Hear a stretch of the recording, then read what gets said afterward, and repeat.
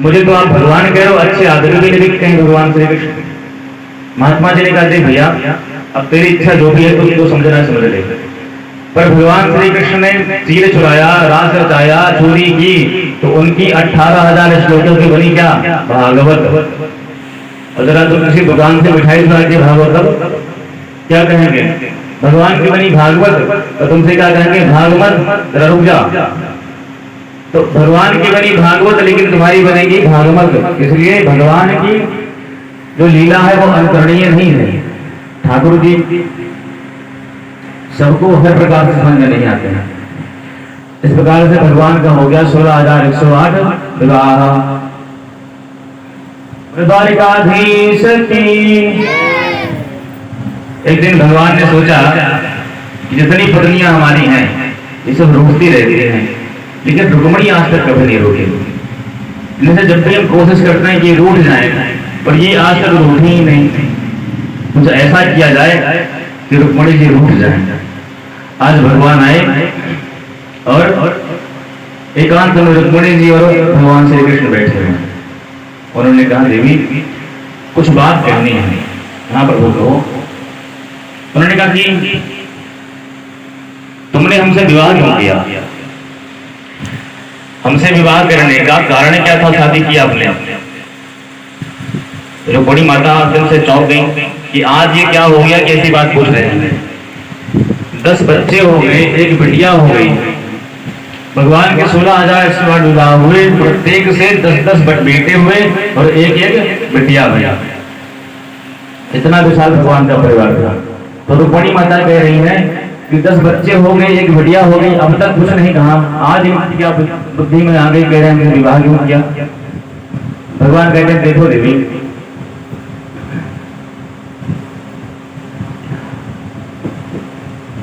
तुम कहाँ राजा की पुत्री और हम कहाँ गंवार वाला, न माता पिता का ठिकाना।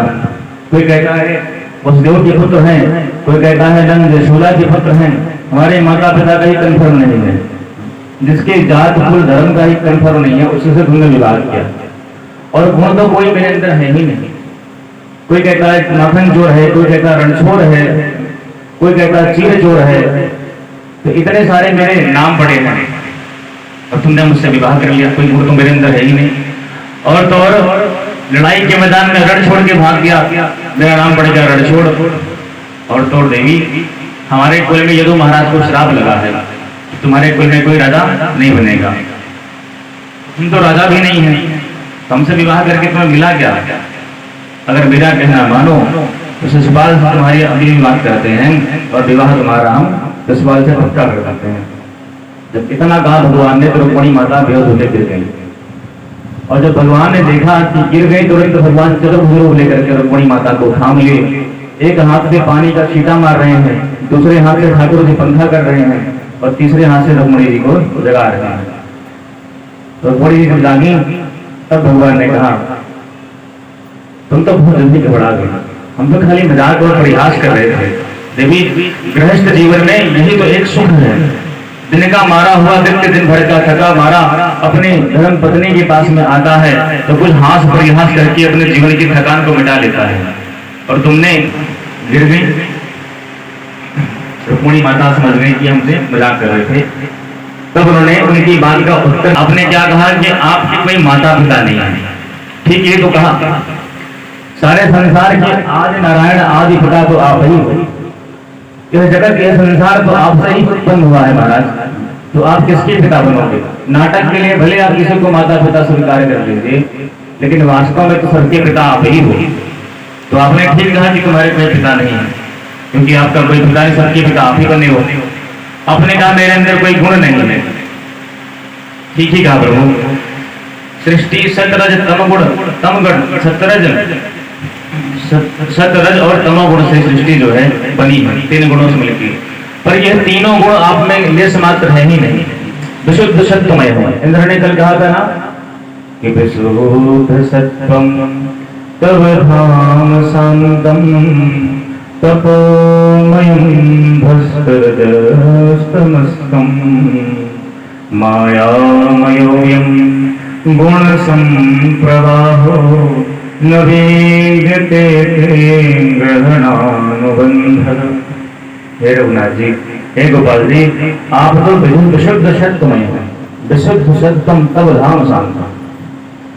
इसलिए आप सद्रज और तब इन तीनों भावों से परे हैं।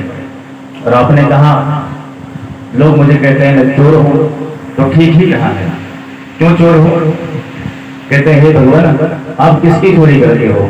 आपने वृंदावन में माखन की चोरी की। माखन क्या है?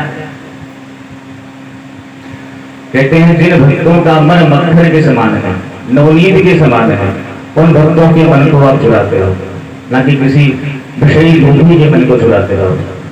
तो जिसका मन भगवान के चरणों में लग चुका है, जिसका मन नवनीत के समान है, तो उसके मन को आप चुराते हो। चौराग्रगण्यम शरणम प्रपद्ये। इसलिए आप चोरों में अगर गण्य हो महाराज, क्योंकि भक्तों के पाप को चुराते हो। समस्त जन्मांतरित पाप चौरम, जन्म जन्मांतर के पापों को आप चुराने वाले हो, अपने भक्तों के, उनके दुर्गुणों को चुराने वाले हो।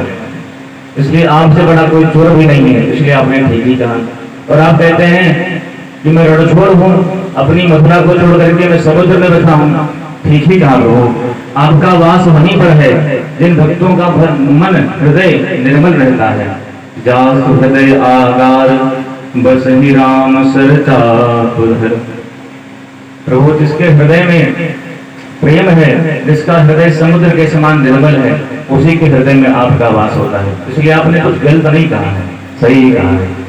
भगवान प्रसन्न हो गए कि वाह, हमें लगा कि तुम इतनी पढ़ी लिखी नहीं हो, लेकिन क्या सुंदर तुमने मेरी बात का अर्थ पलटा है। यदि मैं आज तुमको ना छेड़ता, न तुमसे मजाक करता, तो शायद ही तुम्हारी इन सुंदर बातों का मुझे ज्ञान होता। इसलिए रुक्मिणी,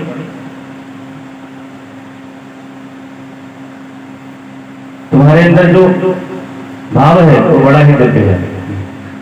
इस प्रकार से भगवान ने, रुक्मिणी माता ने हर शब्द की व्याख्या बदल दी भगवान की। सुखदेव जी कहते हैं कि भगवान इस प्रकार से अपने परिवार में हास परिहास के साथ रह रहे हैं, और भगवान को कभी किसी ने टेंशन में देखा नहीं महाराज। ठाकुर जी नित्य प्रसन्न चित्त रहते हैं। प्रसन्न हासा ऋण लोल चलोल सन।